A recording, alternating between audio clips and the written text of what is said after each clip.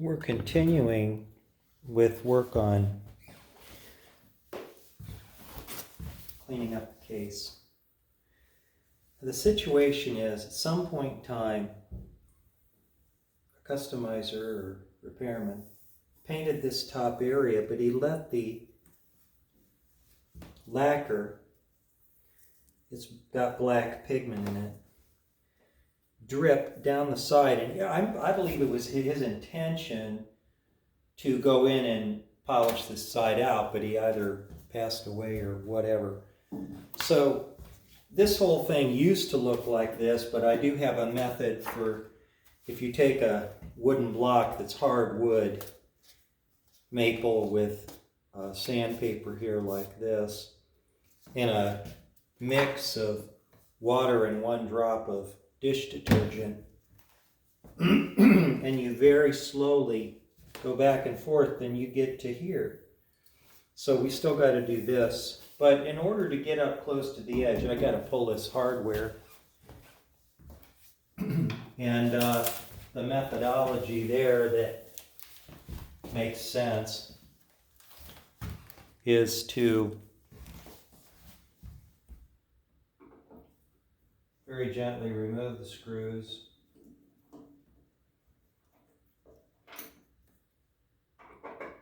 It's all nickel plated. This would have to come off anyway for polishing, so I got no problem with that. And there she comes off, right like that. And then these two go in here, and I'm going to get, I believe, another bag to hold these. I don't like to mix screws. Now this is interesting, because this screw is not the same as the others, so that needs to be put in a bag and marked as such.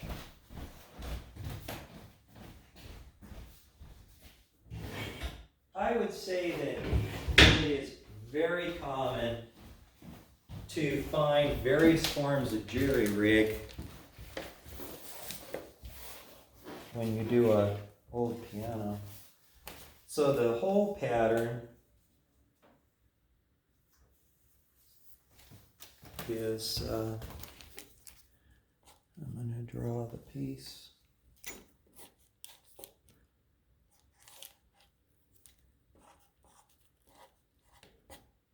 And then all I have to do is indicate orientation, and then the one that's the out, the non-normal one, is the top right. So now I have a nice little record of that.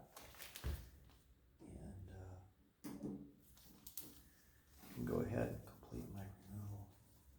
If these aren't gone, then I cannot get the sanding block up to that edge.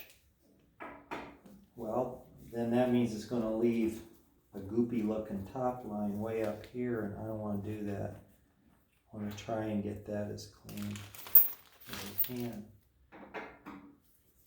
Now, as a general rule, when you take off hardware like this, you're going to find that it lifts off pretty darn easily. Now, another piece of advice I have for you is, once you have removed something from here, seal that up with tape so no water can get in here and cause any trouble at all. So now I'm just making sure that as I work this, that I'm not getting junk into this area here. I don't want that wood to be exposed to water.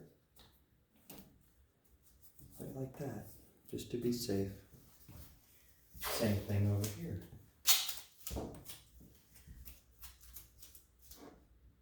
Would it cause a problem? Could. Maybe not real likely, but why put water into screw holes or into this unit?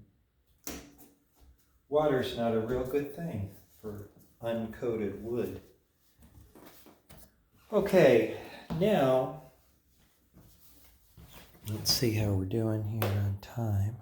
We're okay. I want to go over some basics of how to do this in case you haven't seen the other videos. The grain that's in satin paint is not in the wood. It's actually scratches, very micro scratches that have been put in the lacquer that run this way. So when you sand, you want to go with them. Now, how do you sand a bump without taking the stuff out between it? You know, the paint here, here, and here. You use a block so that it spans it, and the only things it's really hitting are the high points. And then you go real, real slow. Now, if you look down, you'll see that on the floor I have toweling. And I'm going to take it around here so that as I come around that edge, I'm protected.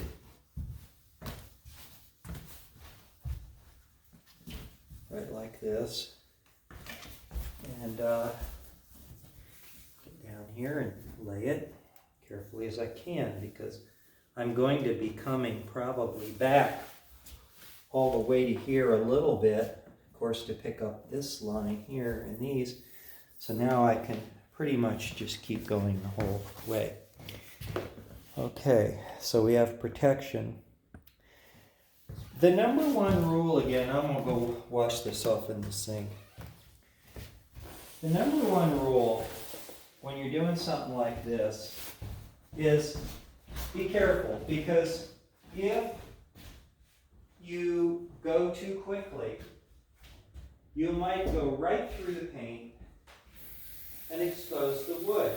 Now, if that were to happen, it's not the end of the world, but what it means is you'll have to repaint. And that on an 1883 piano is not something I want to do unless I have to. So now, this is wet, and I can just come here. This is a block of wood, smoothed edges, so nothing sharp. And I lay this over. It's not glued on here or anything, I mean, because I'm cleaning it constantly and wiping it off with paper toweling.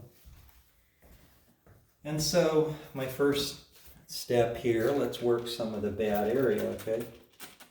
Come here and do it with the squirter. So let's come down here. This is not a fast job, okay?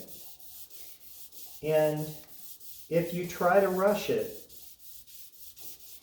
by pressing hard, and now this is starting to grab a little bit, so I'll go ahead and water it. I want it to smooth, to slide and glide over easily. I don't have to remove the whole area here that's raised, just a lot of it, because the final polishing with the compounds by hand will take off a little bit more. As it dries, I stop, I wipe it off, then I come in and relubricate. And now I can tell a lot by the sound. That's what that sounds like. You can hear the high bumps here, but you can hear when it gets smooth. You get a different sound.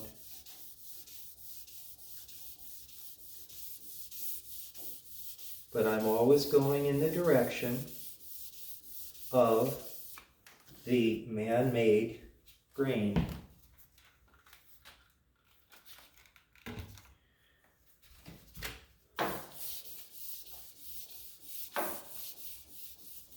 Now, here we are at pie. I go down and grab some water. Come to here.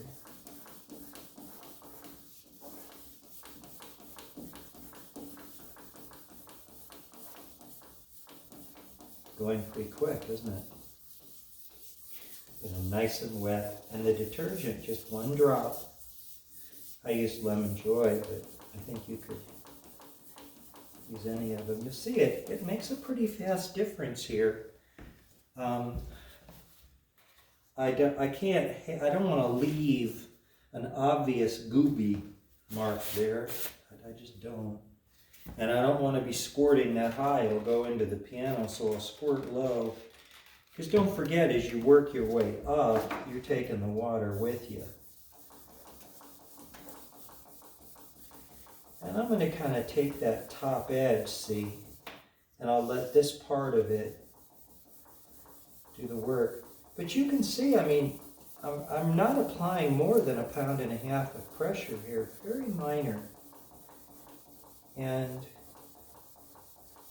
that's part of the key to success with this game.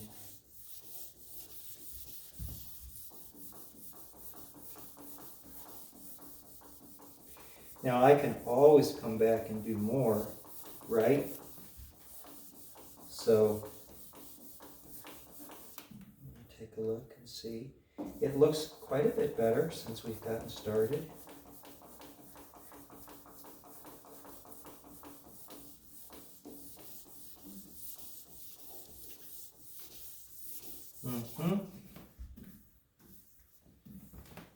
Again, I can leave a little bit messed up because, again, the hand polishing, I'm going to take off more material. So we'll come here, come here. I can go wash this sandpaper or replace it.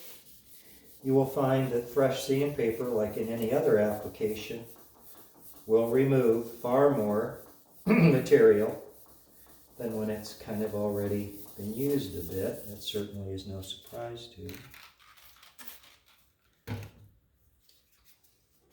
These drips are still just a little bit more noticeable here in this sector than I might ideally want.